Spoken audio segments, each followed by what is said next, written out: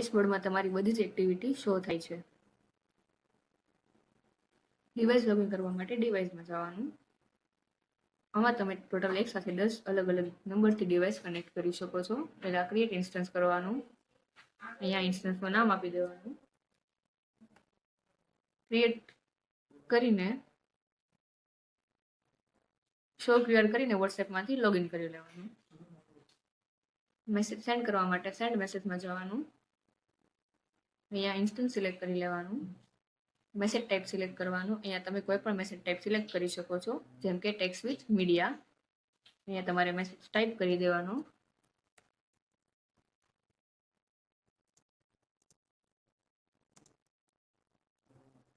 અહીંયા image upload કરી દેવાની.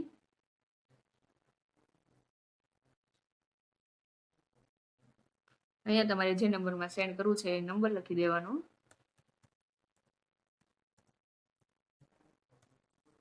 અહીંયા પહેલા ઇન્સર્ટ કન્ટ્રી કોડ કરી દેવાનો અને કેમ્પેનનું નામ આપીને સેન્ડ કરી દેવાનું. અહીંયા ઓકે આપશો એટલે મેસેજ સેન્ડ થવાના શરૂ થઈ જશે. પછી રિપોર્ટમાં જઈને તમે જોઈ શકો છો કે તમારા મેસેજ સેન્ડ થયા છે કે નહીં. પછી વેલકમ મેસેજ તમારે સેટ કરવો હોય તો વેલકમ મેસેજમાં જવાનું. અહીંયા તમે વેલકમ મેસેજ સેટ કરી શકો છો.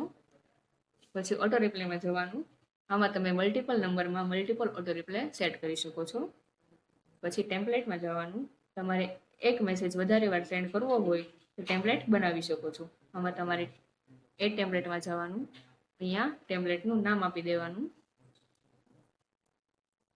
અહીંયા મેસેજ ટેપ સિલેક્ટ કરી લેવાનું. આમાં તમે કોઈ પણ મેસેજ ટેપ સિલેક્ટ કરી શકો છો, જેમ કે બટન્સ. અહીંયા મેસેજ ટાઈપ કરી દેવાનો.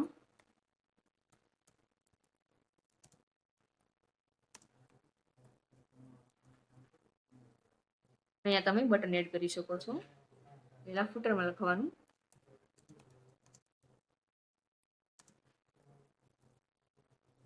એક મેસેજમાં તમે ટોટલ 5 બટન એડ કરી શકો છો. પહેલું રાખવાનું ક્વિક રિપ્લાય બટન. એમાં અવર પ્રોડક્ટ્સ.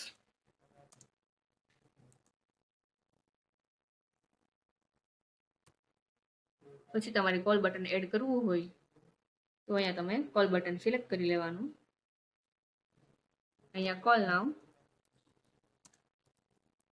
અને અહીંયા તમારો નંબર લખી દેવાનો. અહીંયાથી ટેમ્પલેટ ક્રિએટ કરી લેવાનું અને એટલે તમારે અહીંયા ટેમ્પલેટ શો થઈ જશે. પછી છે કોન્ટેક્ટ્સ. આમાં તમે કોન્ટેક્ટ લિસ્ટ સેવ કરી શકો છો, જેમ કે B2B contact list, B2C contact list. પછી છે અનસબસ્ક્રાઇબ. અહીંયા તમે અનસબસ્ક્રાઇબર્સની લિસ્ટ જોઈ શકો છો. પછી છે નંબર ફિલ્ટર. આમાં તમે ડુપ્લિકેટ નંબર અથવા ઇનવેલિડ નંબર રિમૂવ કરી શકો છો. પછી છે ગ્રુપ ગ્રેબર. અહીંયા તમે કોઈ પણ ગ્રુપના ડેટા ફેચ કરી શકો છો.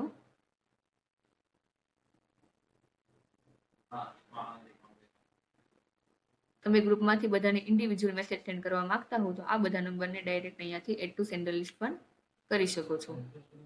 પછી છે રિપોર્ટ. તો અહીંયા તમે મેસેજના રિપોર્ટ ટાઈપ જોઈ શકો છો, જેમ કે ટોટલ કેટલા મેસેજ હતા, કેટલા મેસેજ સેન્ડ થયા છે, કેટલા મેસેજ પેન્ડિંગ રહ્યા છે, કેટલા મેસેજ પોઝ થયા છે, કેટલા મેસેજ કેન્સલ થયા છે, કેટલા મેસેજ ફેલ થયા છે, કેટલા મેસેજ ઇનવેલિડ છે અને કેટલા નંબરમાં વોટ્સએપ નંબર નથી. પછી છે રિસીવ મેસેજ. અહીંયા તમે એ નંબરમાંથી કેટલા તમને મેસેજ રિસીવ થયા છે એ પણ જોઈ શકો છો. પછી છે સેટિંગ. એમાં સેન્ડિંગ મેસેજમાં તમે સેન્ડ પેરેલલ મેસેજ સેટ કરી શકો છો અને નંબર બેન્ડ ના થાય એ માટે મેસેજ ડિલે સેટિંગ પણ સેટ કરી શકો છો. Sleep mode. આમાં તમે સ્લીપ મોડનું સેટિંગ પણ સેટ કરી શકો છો.